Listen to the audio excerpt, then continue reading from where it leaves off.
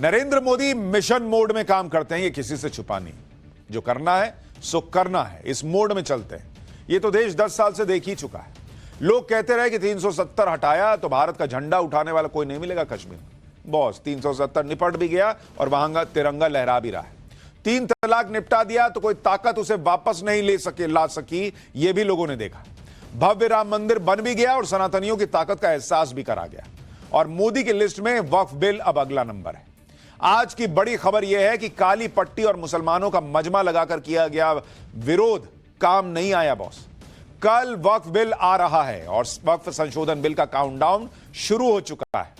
ओवैसी ने, कांग्रेस ने, अखिलेश यादव ने, all India Muslim personal law board ने, भाई इन लोगों ने क्या क्या नहीं किया, लेकिन कोई फायदा नहीं हुआ, क्योंकि 2 अप्रैल यानी कल दोपहर 12 बजे वक्फ संशोधन बिल को लोकसभा में मोदी सरकार पेश करने जा रही है।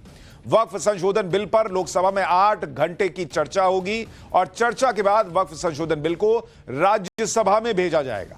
इसी सत्र में वक्फ संशोधन बिल को पास कराने की कोशिश है, ऐसा कहा जा रहा है। यानी यह साफ हो गया है कि वक्फ संशोधन बिल अब कानून बनने के रास्ते पर आगे बढ़ रहा है और इसी से पूरा विपक्ष हताश है। मुसलमानों के नाम पर पॉलिटिक्स करने वालों के मंसूबे फेल होते दिख रहे हैं, इसलिए अब अलग लेवल की धमकियां शुरू हो गई हैं। वक्फ बिल पर संभावित हार को देखकर अलग अलग तरह से लोगों को डराया जा रहा है।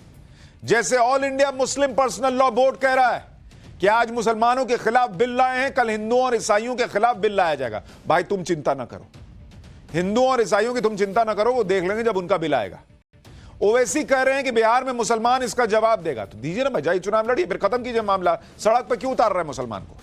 कांग्रेस कह रही है कि इतना दबाओगे तो मुसलमान कट्टरता की तरफ बढ़ जाएगा। मतलब अगर मुसलमान कुछ करे, पत्थर चले, कहीं कुछ हंगामा हो, तो कांग्रेस डिफेंड करने पहले ही आ गई है कि इतना दबा रहे हो इसलिए मुसलमान कट्टर हो जाएगा। ये तो अलग लेवल पे जाते हैं भाई। अब इसे बौखलाहट नहीं कहेंगे तो क्या कहेंगे? हाँ, जनता ने बहुमत देकर सरकार बनवाई तो पीएम मोदी ने रिफॉर्म करने का काम शुरू किया। और जो लोग मुसलमानों के कट्टर होने की बात कर रहे हैं वो मुसलमानों की हितैषी तो हो नहीं सकते, क्योंकि वक्फ संशोधन बिल के बाद सबसे ज्यादा फायदा गरीब मुसलमानों को होने जा रहा है। वक्फ संशोधन बिल में क्या क्या है इसकी एक्सक्लूसिव जानकारी आज आपको देंगे। इस पर हो रही पॉलिटिक्स को कायदे से आपको समझाएंगे।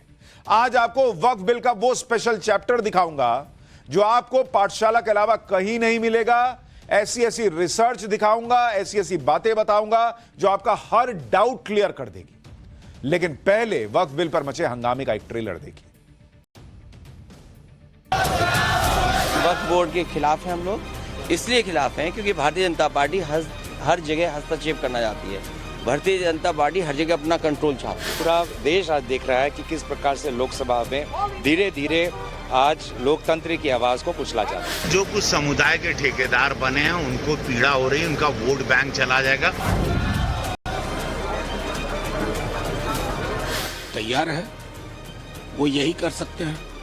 डॉग विसिल पॉलिटिक्स के उस्ताद लोग हैं। ये देश में नफरत फैलाने के लिए बिल लाया जा रहा है, झगड़ा कराने के लिए। इस बिल के पीछे बीजेपी का कोई मकसद नहीं है। कांग्रेस पार्टी और कुछ लोग दबाव में वोट बैंक राजनीति की वजह से विरोध करने का नाटक कर रहे हैं।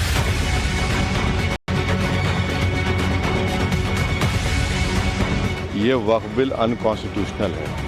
ये एक प्रोजेक्ट है जिससे मुसलमानों को उनके रिलीजन से दूर करना, रिलीजियस प्रॉपर्टीज को छीन लेना।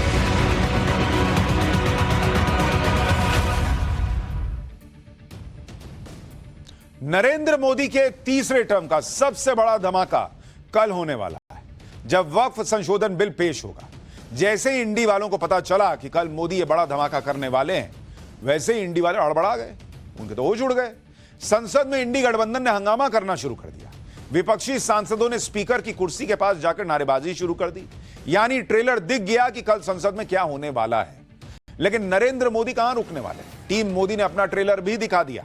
लोकसभा और राज्यसभा में व्हिप जारी करके किरण रिजिजू ने बैठक की है। व्हिप प्रमुखों के साथ बैठक की किरण रिजिजू ने। बीजेपी ने अपने सांसदों के लिए 3 लाइन का व्हिप जारी कर दिया है। सभी सांसदों को कल लोकसभा में मौजूद रहने के लिए कह दिया गया है। सहयोगी दलों के साथ बैठकें की जा रही हैं। अमित शाह ने जेडीयू के नेताओं के साथ मुलाकात भी की। यानी मोदी सरकार कोई भी लूज एंड नहीं छोड़ना चाह रही और इसी वजह से ओवैसी जैसे नेता भड़के हुए हैं, क्योंकि उनकी कोशिशें फेल हो रही हैं। जिसके बाद अब ओवैसी कह रहे हैं कि एनडीए के सहयोगी दलों को मुसलमान चुनाव में जवाब देगा। एक बार ओवैसी को सुनिए। ये वक्फ बिल अनकॉन्स्टिट्यूशनल है। ये वक्फ बिल आर्टिकल 14, आर्टिकल 25, 26, 29 का ग्रेव वायलेशन है। ये वक्फ बिल नहीं है बल्कि ये वक्फ बर्बाद बिल है ये। और अगर चंद्रबाबू नायडू, नीतीश कुमार, चिराग पासवान, जयंत चौधरी इसकी तायीद करेंगे तो वो अपने पॉलिटिकल रीजंस की वजह से या जो भी उनके है नैरो रीजन तायीद कर रहे हैं नरेंद्र मोदी सरकार की, ये बात साबित हो जाएगी कि वो मुसलमानों की मस्जिदों को, दरगाहों को, खानखाहों को, इवैक्यू वक्फ प्रॉपर्टीज को और लिमिटेशन एक्ट अप्लाई करेंगे तो एनक्रोचर्स को रिवॉर्ड करेगी। तो वो उसकी ये सपोर्ट कर रहे हैं। उनको ये देखना चाहिए कि ये सपोर्ट तो कर रहे हैं मगर क्या आप 5 साल के बाद जब जाएंगे जनता के पास क्या जवाब देंगे उनको? अब तो बिहार का चुनाव भी है।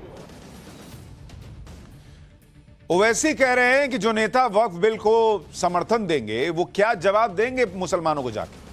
आज मैं आपको ऐसी ऐसी चीजें बताऊंगा जो आपसे पूछेंगी, जो ओवैसी से पूछेंगी कि ओवैसी को मुसलमानों को क्या जवाब देना चाहिए। ये जो इंडी वाले हैं इनको मुसलमानों को क्या जवाब देना चाहिए, ऐसे ऐसे फैक्ट्स और फिगर्स बताऊंगा। भाई ओवैसी अलग परेशान है, राहुल गांधी अलग। इंडी गठबंधन वालों ने तो वक्फ बिल के खिलाफ पूरी ताकत झोंक दी, ऐसा लग रहा है। लोकसभा चुनाव के बाद शायद आज पहली बार इंडी गठबंधन के नेताओं की बैठक हुई। बैठक में राहुल गांधी और मल्लिकार्जुन खड़गे के साथ समाजवादी पार्टी, आम आदमी party, TMC, RJD, DMK, Uddhav Thackeray की शिवसेना और शरद पवार की एनसीपी भी शामिल हुए। विपक्ष को वक्फ में बदलाव से वोट बैंक का डर है, या फिर वक्फ का गड़बड़झाला खत्म हो जाएगा इसका डर है, या फिर इसका डर है कि बदलाव के बाद वक्फ का फायदा आम मुसलमानों को मिलने लगेगा। वजह कुछ भी हो, विपक्ष के नेता ना तो खुद मानने को तैयार हैं ना ही समझने को तैयार है। भाई उनको तो कोहनी मार के एक दूसरे को पीछे करके दिखाना कि हे मुसलमान भाई, हे हेलो मेरे को वोट देना, मैं तेरे साथ खड़ा है। इनका मकसद सिर्फ इतना है क्योंकि लोकसभा और राज्यसभा का नंबर गेम सेट हो चुका है। इनको पता है कि ये कुछ नहीं कर पाएंगे, लेकिन भैया फोटो तो दिखानी है कि मैं तुम्हारे लिए चिंतित था, हाथ पीछे करके टहल रहा था, इतना मेरे दिमाग में तुम्हारे लिए तनाव था। भाई मुसलमानों को सरकार के खिलाफ भड़काना भी है। सुनिए एक बार नेताओं के भड़काऊ बयान, फिर आगे की बात। वो यही कर सकते हैं। डॉग विसिल पॉलिटिक्स के उस्ताद लोग हैं। वक्फ की संपत्ति में थोड़ा घालमेल है, इसकी बड़ी चिंता है उनको, ऐसा उन्होंने कहा है। तो इस देश में संपत्ति का संकेंद्रण 5% लोगों के हाथ में है और संविधान की धारा 38(2) और 39(c) कहती है इसको खत्म करो। उस पर कब बिल ला रहे हैं किरण रिजिजू जी, या सिर्फ डॉग विसिल पॉलिटिक्स होगी? ये बिल किस लिए ला रहे हो? देश में नफरत फैलाने के लिए? लोगों का ध्यान बेरोजगारी से, अशिक्षा से, महंगाई से, डॉलर की मजबूती और रुपए की गिरती कीमत से हटाने के लिए, एमएसपी की गारंटी के मुद्दे से हटाने के लिए? किस लिए ला रहे हैं आप ये कानून? इस बिल से ऐसा लगता है कि एक ही मजहब को निशाना बनाया जा रहा है। वक्फ को इस तरह निशाना बनाना ये अफसोस की बात है, क्योंकि ऐसा लगता है कि सिर्फ हमारा ही एक जो खैरात का सिलसिला है उसके खिलाफ कार्रवाई की जा रही है। बेहतर होता कि ना ही हो। अब पार्लियामेंट तक है, हम कभी इस बिल का जो है हम इसकी हिमायत कर नहीं सकते।